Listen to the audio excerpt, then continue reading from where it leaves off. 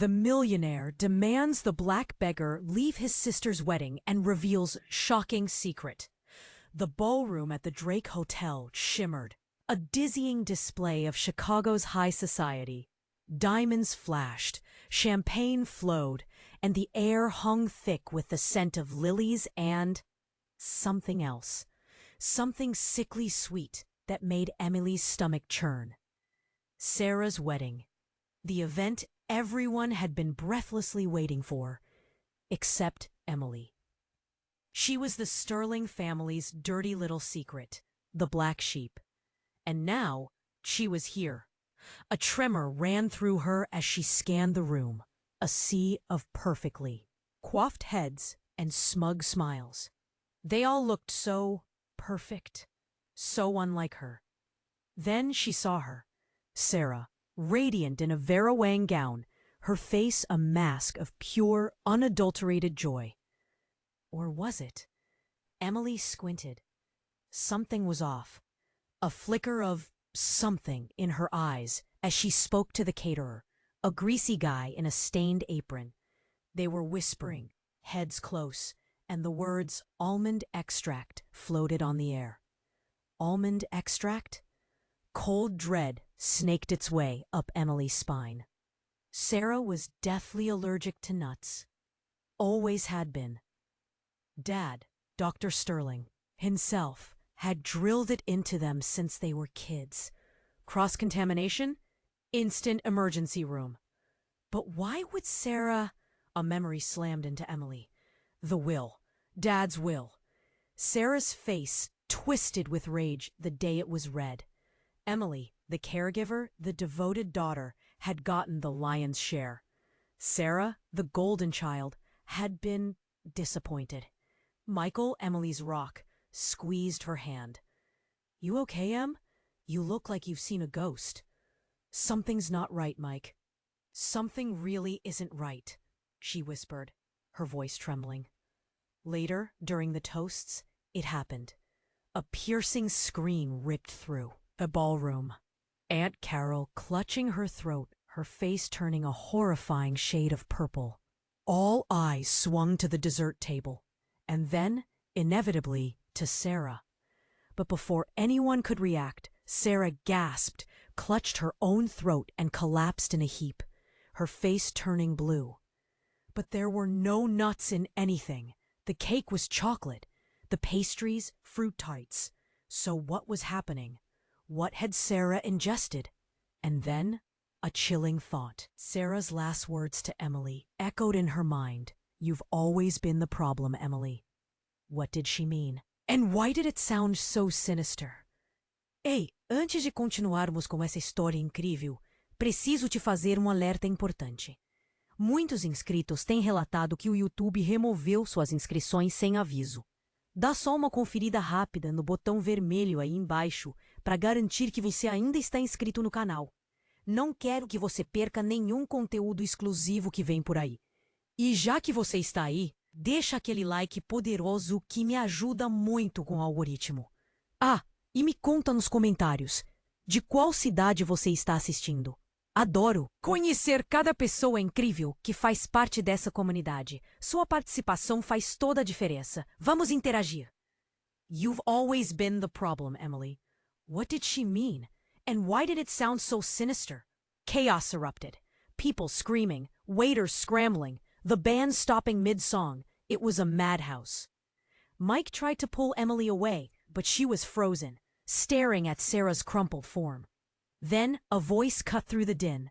"She's not allergic. It's not an allergic reaction." It was old Mrs. Hawthorne, Sarah's grandmother. Everyone knew she was a bit eccentric, but she had a doctor's degree in biochemistry. She knelt beside Sarah, her wrinkled face grim. "This is cyanide poisoning." Cyanide? Emily felt the blood drain from her face. Cyanide was fast, deadly, and it was no accident. Someone had deliberately poisoned Sarah. And Aunt Carol, still gasping for air, was suffering the same symptoms. Suddenly, all eyes were on Emily. She could feel the weight of their suspicion. She was the outsider, the one who'd been cheated, The one with the motive.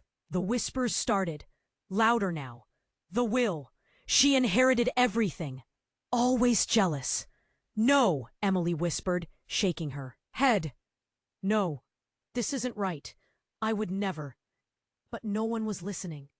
The police arrived, sirens wailing, lights flashing. The ballroom transformed into a crime scene. And Emily was the prime suspect. As they led her away in handcuffs, a wave of despair washed over her. She was being framed. But by whom and why? Then she saw him, across the crowded ballroom, near the dessert table, the caterer. The greasy guy in the stained apron. He was watching her, a strange smile playing on his lips. He looked familiar. Wait, she knew that face. It wasn't a caterer's face. It was Uncle John? She mouthed, but he was already gone, disappearing into the throng of panicked guests. Her Uncle John? But he'd been dead for years. Car accident, everyone said so. Then it hit her. The will. Dad's will. It hadn't just been Sarah who was disappointed. Uncle John had been left out completely. He'd always been Daddy's favorite. A horrifying realization dawned. He hadn't been dead at all. He'd faked his death. And now? He was back. For revenge. But why poison Sarah and Aunt? Carol? What was his plan? And why frame Emily? As the police car sped through the Chicago night, Emily knew one thing for sure. This wasn't about money. This was about something much darker. Something twisted and personal. And she was caught in the middle. She would not only be going to jail for something she did not do, but also her life was now in grave danger.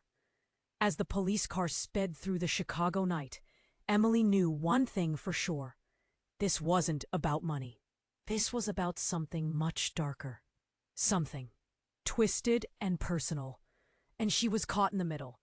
She would not only be going to jail for something she did not do, but also her life was now in grave danger. The jail cell was cold, the metal bunk unforgiving. Emily shivered, not just from the temperature, but from the sheer terror of it all. Framed for attempted murder? Her own uncle? It was insane. Then the door clanged open. Not a guard. Michael. Mike, thank God. You believe me, right? You know I didn't do this. His face was grim. I want to, but it looks bad. Really bad. But Uncle John, did you see him? He was the caterer. Michael shook his head. The police checked the catering company. All their staff are accounted for. No one matching your uncle's description. Emily's hope deflated. He's good, Mike. Really good. He's been planning this for years. Okay, I'll look into it. But there's something else. He hesitated, his eyes shifting. The police found something in your apartment. Cyanide. Hidden in your spice rack. Emily gasped. No! Someone planted it! They also found a ledger. It looks like you've been transferring large sums of money to an offshore account. An account in your uncle's name. That's impossible. I haven't. Emily stopped. The will, Dad's will. After the reading, Sarah had insisted on handling the family finances to help Emily cope with the shock of the large inheritance. Sarah, she whispered. It was Sarah. What are you talking about? Michael looked bewildered. She set me up, Mike. She's been in on it all along. The money, the cyanide. She's working with Uncle John. It didn't make sense. Sarah hated Uncle John, even more than she hated Emily. Suddenly, the door swung open again. This time, it was Detective Reynolds, his face a mask of professional detachment. Emily Sterling, you're free to go. Emily stared at him, dumbfounded. What? But the evidence. We received an anonymous tip. Someone confessed to the poisoning, claims they acted alone. Emily's mind raced. Who would confess? Uncle John? But why? Who was it? She asked, her voice trembling. Reynolds hesitated. It was Sarah Sterling. She confessed to poisoning Aunt Carol and attempting to poison herself to frame you. Emily's breath hitched. Sarah, her own sister. But why? She said she did it for the money, Reynolds continued, his voice low. She felt cheated by your father's will. But that wasn't right. Something felt off. Sarah was greedy, sure, but she wasn't a monster, not a calculating poisoner. The Sarah that Emily knew would never put so many people in danger. Then, a chilling thought struck her. Sarah hadn't confessed to protect her. She had confessed to protect someone else, someone who was pulling the strings from the shadows. I need to see Sarah, Emily said, her voice firm. I need to talk to her, now. Reynolds sighed. She's in custody at county. You can try, but I doubt she'll talk to you. As they drove to the jail, Emily stared out the window, the Chicago skyline blurring into a watercolor of lights. She didn't believe Sarah was the mastermind. Uncle John was still out there, and Sarah was covering for him. They reached the jail, and after what felt like an eternity, Emily was led into a small, sterile room. Sarah was sitting at a metal table, her face pale and drawn. Sarah, Emily said softly, why? Why did you do it? Sarah looked up, her eyes filled with a strange mixture of defiance and fear. I had to, Emily, she whispered, her voice barely audible. I didn't have a choice. What do you mean? Who made you do this? Sarah's eyes darted around the room, as if she were afraid of being overheard. He said he would hurt you, she whispered, her voice cracking. He said if I didn't do what he wanted, he would make you pay. Who, Sarah? Who are you talking about? Sarah took a deep breath, her eyes welling up with tears. It wasn't Uncle John, she said, her voice trembling. It was Dad. It wasn't Uncle John, she said, her voice trembling. It was Dad. The words hung in the air, thick and suffocating. I stared at her, my brain refusing to process the information. Dad? Our dad? The renowned Dr. Sterling? The man who practically invented our morality? That's impossible, Sarah. Dad's dead, I choked out. She shook her head, tears streaming down her face, blurring her makeup into a grotesque mask. He's not, Emily. He's been alive this whole time. He made me do it. He said it was the only way to protect us. Protect us? From what? From whom? My head was spinning. This was insane. More insane than anything I could have ever imagined. But the funeral, the obituary, everyone saw him in the casket. Sarah flinched. It wasn't him, Em. It was a body double. Dad's good at that kind of thing. He planned everything, every single detail. Suddenly, snippets of my childhood flashed through my mind. Dad's late-night meetings, his hushed phone calls, the way he always seemed to be one step ahead of everyone else. He'd always called it being a meticulous planner. I just thought he was a control freak. But why, Sarah? Why would he do all of this? She took a shaky breath. It's complicated, Em. It's about the clinic, Sterling Clinic. It's not what you think it is. The Sterling Clinic, our family's legacy, a beacon of hope and healing for the sick. What could possibly be wrong with it? He said the clinic was built on lies. That there were secrets that had to be protected, that people were after him, that we were all in danger. I still didn't understand. Lies? Secrets? What the hell was she talking about? He needed the money from the will, Em. He said it was to pay off people, dangerous people. And he needed me to take the fall, to protect him, to protect us. My heart twisted. Sarah, the golden child, caught in Dad's twisted web of lies, used, manipulated, just like me. Then, something she said, caught my attention. People were after him? Was that why he faked his own death? To escape someone? Who, Sarah? Who was after Dad? She hesitated, her eyes wide with terror. He never said their names, just that they were powerful, ruthless, and that they wouldn't stop until they got what they wanted. Suddenly, the door to the interrogation room burst open, and Detective Reynolds stormed in, his face ashen. "Emily, we need to go. Now." He grabbed my arm and pulled me towards the door. "What's going on?" I asked, my voice laced with panic. "The county jail. It's under attack." Under attack? What the hell was happening? As we ran through the corridors, the sounds of gunfire and explosions echoed around us. Screams filled the air. The jail was in chaos. "Who's attacking us?" I yelled, struggling to keep up with Reynolds. He didn't answer. He just kept running, pulling me along with him. We reached the exit, and I gasped. The parking lot was a war zone. Cars were on fire, and armed men in black uniforms were firing indiscriminately. Then I saw him, standing in the middle of the chaos, a figure in a tailored suit, his face hidden in shadow. He raised his hand, and the firing stopped.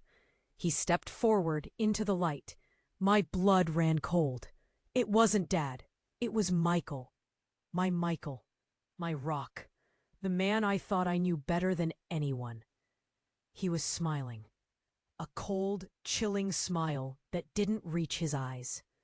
"Hello, Emily," he said, his voice smooth and devoid of emotion. "Sorry for the mess, but some things just needed to be taken care of." He motioned to one of the soldiers, and he pointed a gun at me. I looked at him, my heart shattering into a million pieces. "Michael? What is this? Who are you?" His smile widened. "Let's just say, Emily, that I'm the cleaner, and you, my dear, are a loose end." "Hello, Emily," he said, his voice smooth and devoid of emotion. "Sorry for the mess, but some things just needed to be taken care of." He motioned to one of the soldiers, and he pointed a gun at me. I looked at him, my heart shattering into a million pieces. "Michael, what is this?" "Who are you?" His smile widened. "Let's just say, Emily, that I'm the cleaner, and you, my dear, are a loose end." I couldn't breathe. Cleaner? Loose end? This wasn't Michael. Not my Michael. This was some kind of monster wearing his skin. "But the clinic, you are helping me. You are trying to expose them." He laughed, a cold, empty sound that echoed in the chaos. "Oh, Emily, you really are naive. The clinic was just a stepping stone, a way to get close to you, to Dad." "Dad? He knew about Dad?" "Dad knew about you, Emily. He knew you'd be a problem. He knew you wouldn't let things lie. So he sent me in." My mind raced. Dad had planned all of this? Even Michael? But why? Suddenly, a shot rang out, piercing the air. I flinched, expecting the bullet to tear through me, but it didn't. I looked up, and my world tilted on its axis. Michael was clutching his chest, his face contorted in pain. Blood blossomed on his crisp white shirt. Behind him, standing amidst the chaos, was Dad. He looked different, older, harder, but it was him. Dr. Sterling, back from the dead, and he was holding a gun. I said, "Stay away from my daughter." Dad growled, his voice raspy and unfamiliar. He looked at me, his eyes filled with a strange mixture of love and regret. Michael stumbled forward, towards me, his eyes pleading. I didn't." Another shot. Michael crumpled to the ground, lifeless. Dad lowered the gun, his hand trembling. He took a step towards me, his eyes searching mine. "Emily, you don't understand. I had to protect you. From him. From them. But I didn't want his protection. Not anymore. Not after everything he'd done.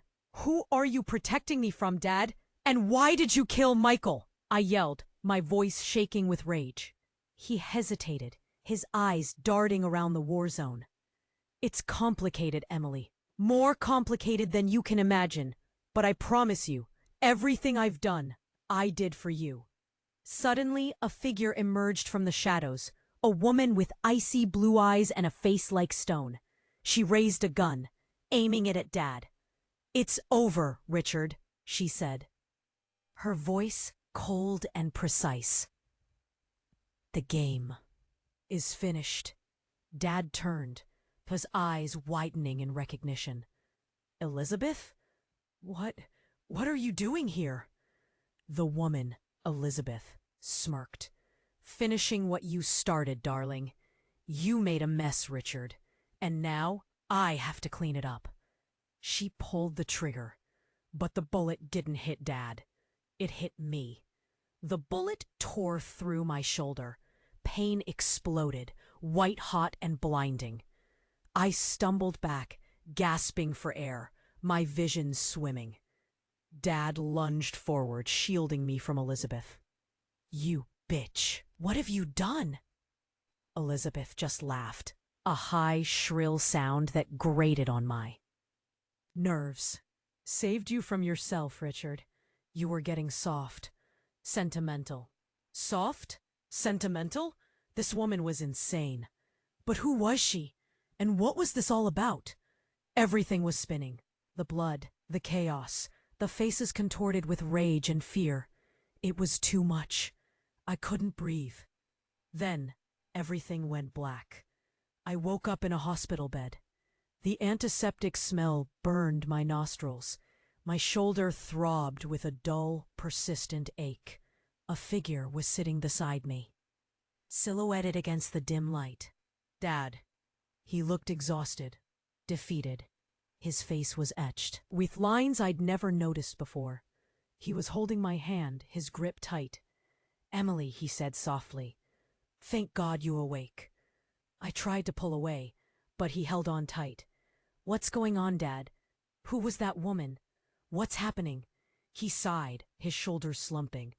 "It's a long story, Emily. A story I should have told you a long time ago." He hesitated, as if searching for the right words.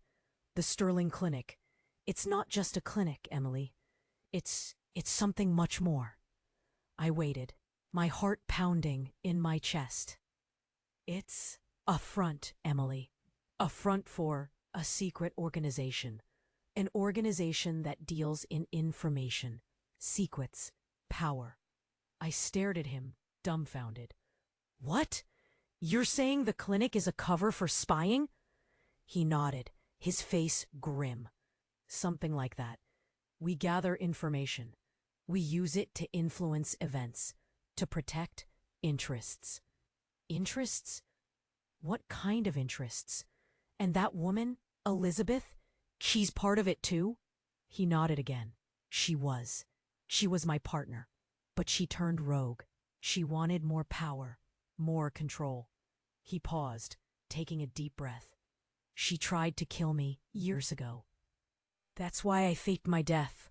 To protect you. To protect Sarah." "Sarah? Where was Sarah? Where's Sarah, Dad? Is she okay?" He looked away, his face clouded with pain. "Sarah, she's gone, Emily. Elizabeth, she got to her." "Gone? What did he mean, gone?" "She's dead, Emily. Elizabeth killed her. She said she was a loose end." Tears streamed down my face. "Sarah, my sister, gone. And Dad, he was responsible." "Why, Dad? Why did you do all of this? Why did you involve us?" He looked at me. His eyes filled with a desperate plea. "I had to, Emily. It was the only way to protect you. You were always the most important thing to me." I shook my head, tears streaming down my face. "No, Dad, you didn't protect me. You destroyed me. You destroyed us all." Suddenly, the door to the room burst open. A figure stood silhouetted in the doorway, a gun in their hand. It was Aunt Carol. But it wasn't Aunt Carol. Not the sweet, slightly dotty Aunt Carol I'd known my whole life. This woman was different. Harder. More. Dangerous. She pointed the gun at Dad. "You should have known, Richard," she said, her voice cold and devoid of emotion. "Blood is thicker than water." And then she turned the gun towards me. "And you, Emily, it was all for you. And you, Emily, it was all for you." The world swam. Aunt Carol?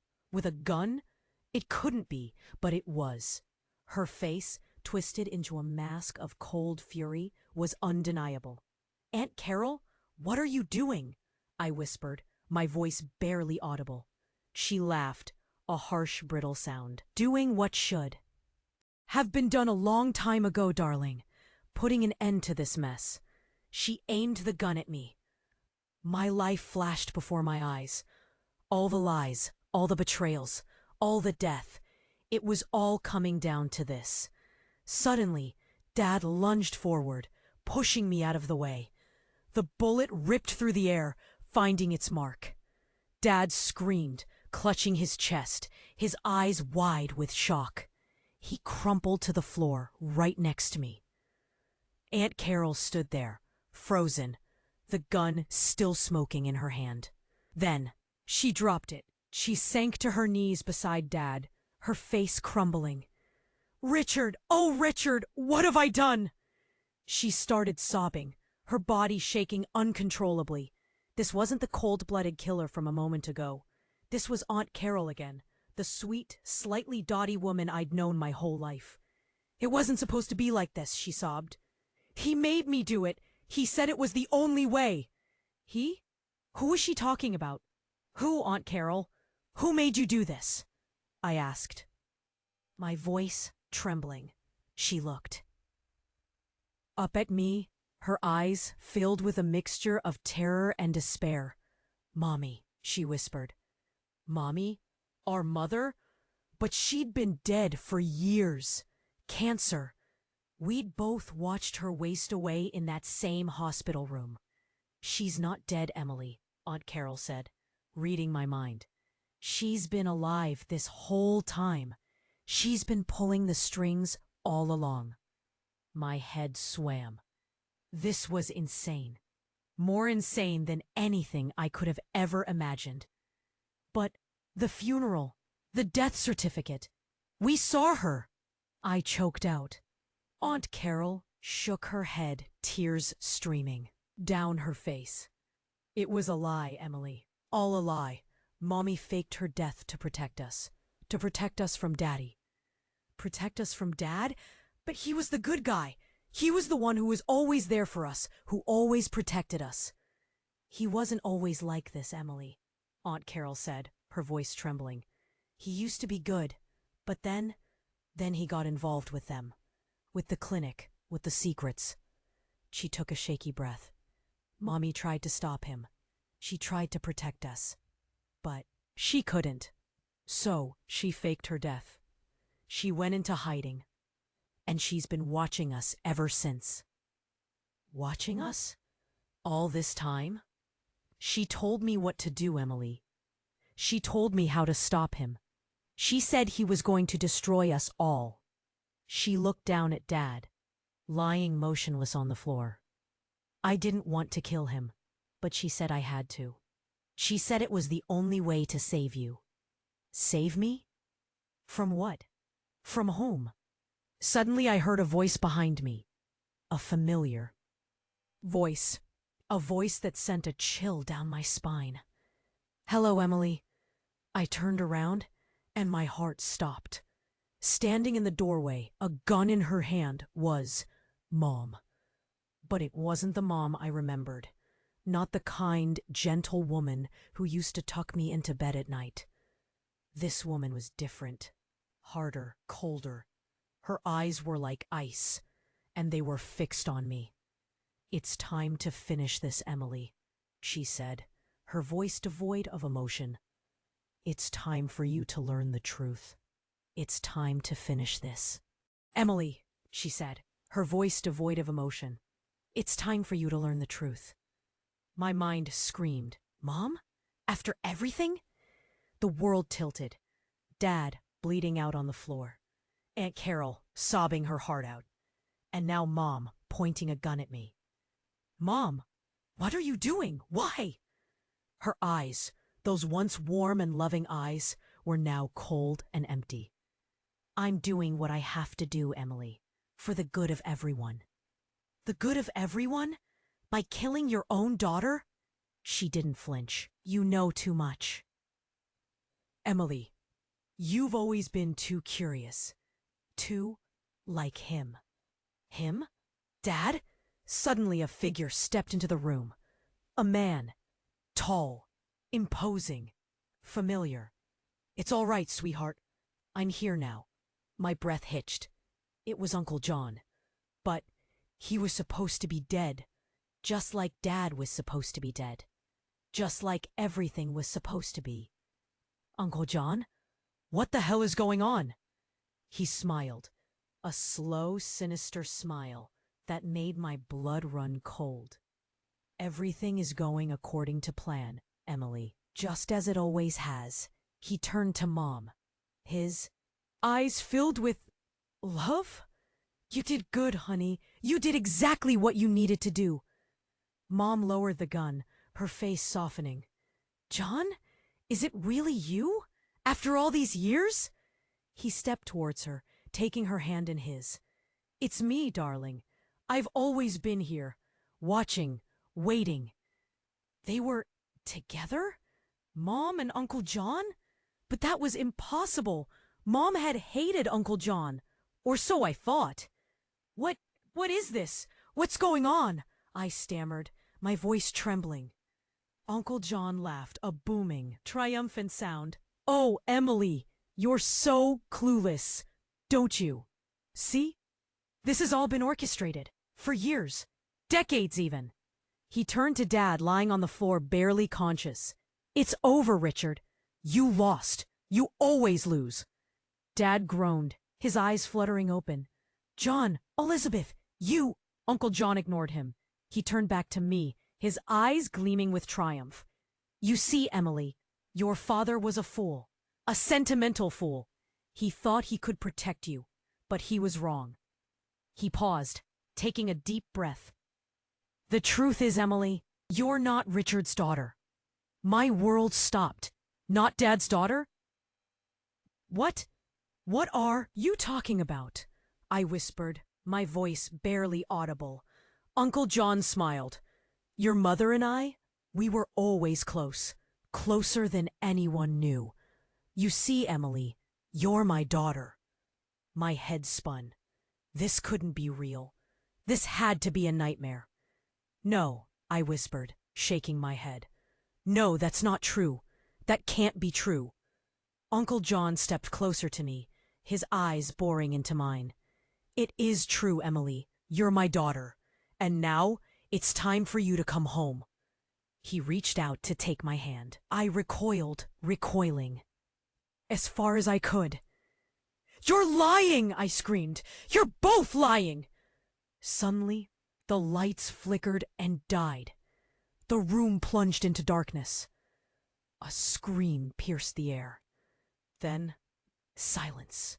When the lights flickered back on, Uncle John was gone. And Mom was standing over Dad, a knife in her hand. Her face was a mask of pure, unadulterated rage. I should have done this a long time ago, she hissed, her voice dripping with venom. You ruined everything, Richard. Everything. She plunged the knife into Dad's chest again, and again, and again. Until he lay still, his eyes staring blankly at the ceiling. Then she turned to me. Her eyes were wild, crazy. Now, Emily, she said, her voice soft and menacing. It's time for us to go. It's time for you to meet your real family. Now, Emily, she said, her voice soft and menacing. It's time for us to go. It's time for you to meet your real family. I stared at her, frozen. Meet my real family? What did that even mean anymore? Everything I thought I knew was a lie. Dad wasn't Dad. Mom wasn't dead. And Uncle John was somehow in the middle of all of it. She reached for my hand, but I flinched away. I couldn't touch her. Not after what she'd done. Not after what she'd become. "Don't be afraid, Emily," she said, her voice almost soothing. "We're going to be together, just like we always should have been." Suddenly, the lights flickered again, plunging us into darkness. A scream echoed through the room. Aunt Carol's. I groped around blindly, my heart pounding in my chest. What was happening? Then, a gunshot. Close. Too close. When the lights came back on, Mom was standing over Aunt Carol, the knife still dripping with blood. Aunt Carol's eyes were wide, unseeing. "Mom, what did you do?" I screamed, my voice raw with horror. She looked at me, her face blank. She was a liability, Emily. She knew too much. Just like your father. Liability?